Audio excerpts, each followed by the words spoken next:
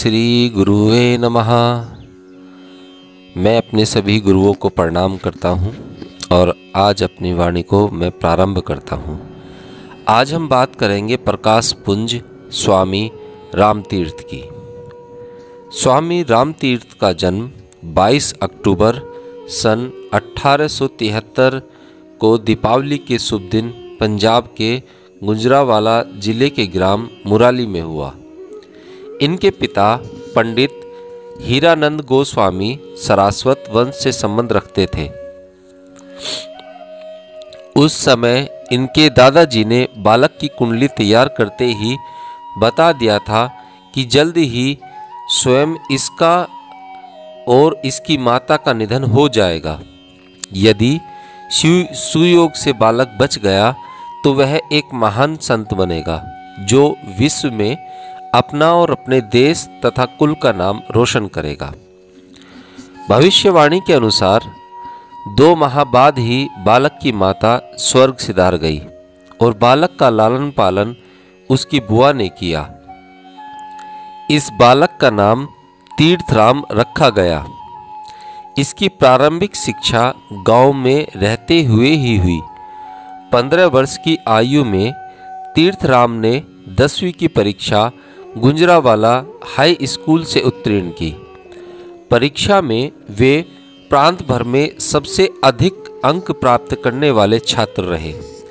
गुजरांवाला में तीर्थराम अपने पिता के एक मित्र धन्नाराम के घर पर ही रहा करते थे।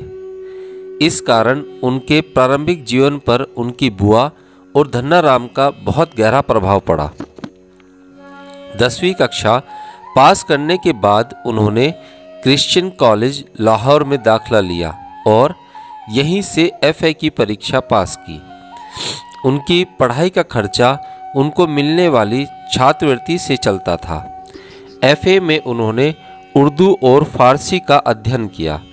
एक सहपाठी के ताने के कारण BA में उन्होंने संस्कृत विषय ले लिया। सहपाठी का कहना था कि एक ब्राह्मण का बेटा होने के बावजूद वह हिंदी और संस्कृत नहीं जानता। यह कितने अनर्थ की बात है। तीर्थराम ने प्रतिज्ञा की कि वे BA में संस्कृत की पढ़ाई करेंगे। संस्कृत में उन्हें विशेष परिश्रम करना पड़ा।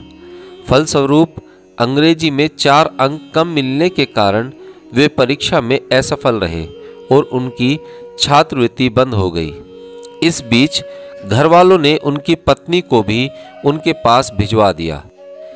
इस अवसर पर उनके मौसा डॉक्टर रघुनाथ ने उन्हें 25 रुपये मासिक भेजना प्रारंभ कर दिया। BA पास करने के बाद उन्हें पुनः 90 रुपये छात्रवृत्ति मिलनी शुरू हो गई। उन्होंने गवर्नमेंट कॉलेज से पूरे पंजाब प्रांत में प्रथम रहते हुए गणित में MA की उपाधि प्राप्त की। 21 वर्ष की आयु में ही वे गणित के प्राध्यापक नियुक्त हो गए। तीर्थराम बहुत कुशाग्र बुद्धि वाले मेधावी छात्र थे। एक बार अध्यापक बच्चों को पढ़ा रहे थे। बच्चों का सामान्य ज्ञान परखने के लिए उन्होंने ब्लैक बोर्ड पर एक सीधी रेखा खींची और कहा, क्या आप में से कोई इस रेखा को छुए बिना मिटाए बिना छोटी कर सकता है? सभी बच्चे निरुत्तर होकर चुपचाप बैठे रहे। उनका मत था कि रेखा को छुए बिना छोटा करना असंभव कार्य है। इतने में तीर्थराम सामने आए और कहा, मैं अवश्य ही यह कार्य कर सकता हूँ। इजाजत मिलने पर उन्होंने खींची हुई रेखा के नीचे उससे लंबी रेखा खींच दी और असंभव लगने वाले कार्य को संभव कर दिखाया। बाद में वे स्वयं गणित के अध्यापक बने। उनके छात्र जीवन की एक अन्य घटना से ज्ञात होता है कि वे कितने दृढ़ संकल्पी थे। एक बार उन्होंने संकल्प किया कि सूर्य की पहली किरण देखने से पूर्व वे सारे प्रश्न हल कर देंगे।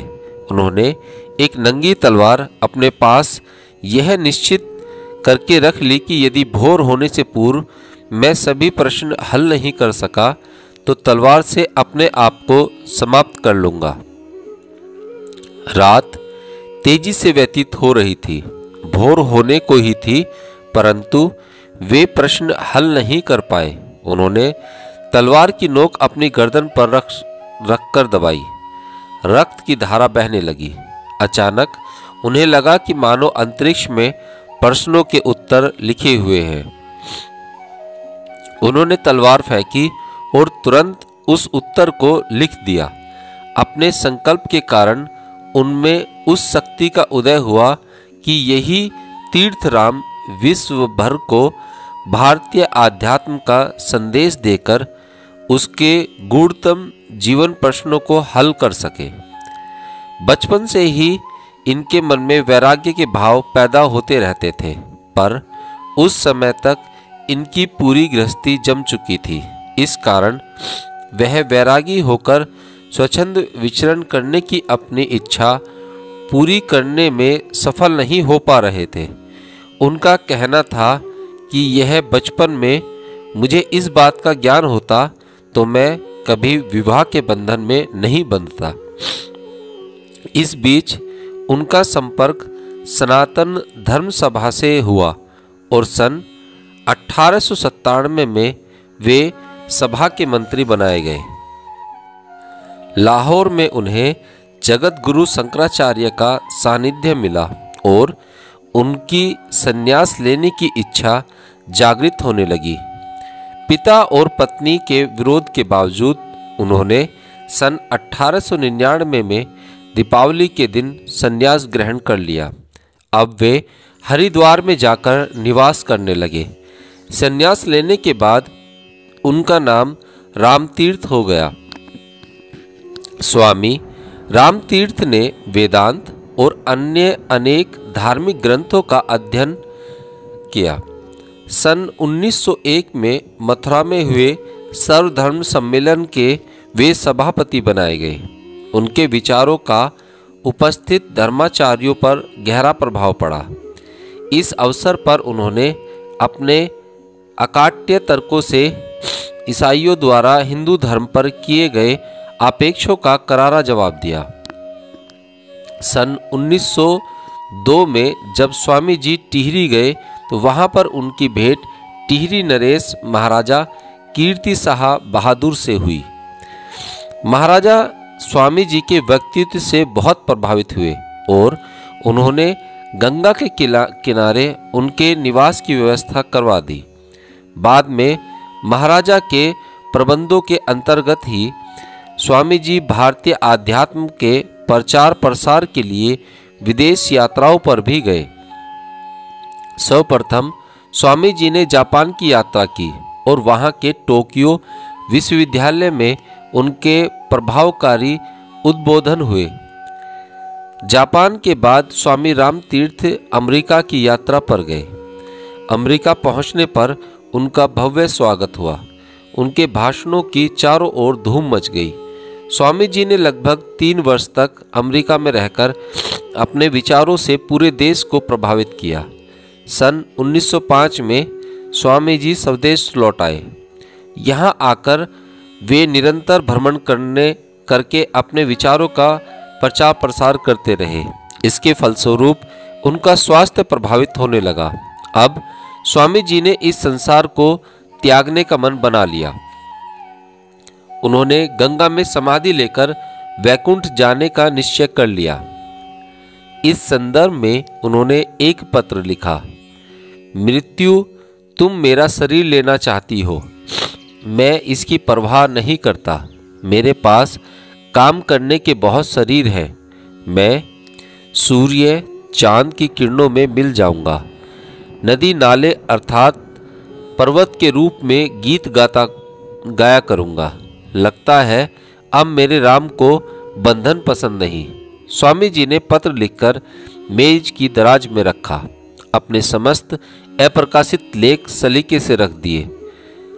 लिखा, इन्हें क्रम से प्रकाशित करवाना। इस बीच रसोइया आया और भोजन के लिए आग्रह करने लगा। स्वामी जी ने कहा, मैं गंगा स्नान करके आता हूँ। रसोइया भी पीछे पीछे चल पड़ा। यह दिन 17 अक्टूबर 1906 का था। दीपावली के इस अवसर पर स्वामी जी ने गंगा में प्रवेश किया और स्वयं को गंगा को अर्पित कर दिया। इस समय उनकी आयु मात्र 33 वर्ष की थी। स्वामी जी का जन्म दीपावली के दिन हुआ। उन्होंने संन्यास भी दीपावली के दिन लिया और उनको निर्वाण भी उसी दिन प्राप्त हुआ। स्वामी राम तीर्थ एक प्रकाश स्तंभ है। इससे ज्ञान का प्रकाश सतत प्रवाहित होता रहता है। ये जो 33 वर्ष की आयु का रहस्य है, हम इस पर भी शोध कर रहे हैं। जल्दी ही इस पर से भी पर्दा उठेगा, क्योंकि जो हमारे ऋषि मुनि हैं, स्वामी विवेकानंद 33 वर्ष की आयु में मृत्यु को प्राप्त हुए और विवेकानंद जी के बाद दयानंद सरस्वती जी हैं, वो भी 33 वर्ष की आयु में, और शंकराचार्य जी भी 33 वर्ष की आयु में ही अल्पायु में इसी तरह से विलुप्त हुए। तो हम जो है इस पर भी आगे प्रकाश डालेंगे। तो वहीं पर मैं अपनी वाणी को विराम देता हूँ। नमो नारायण।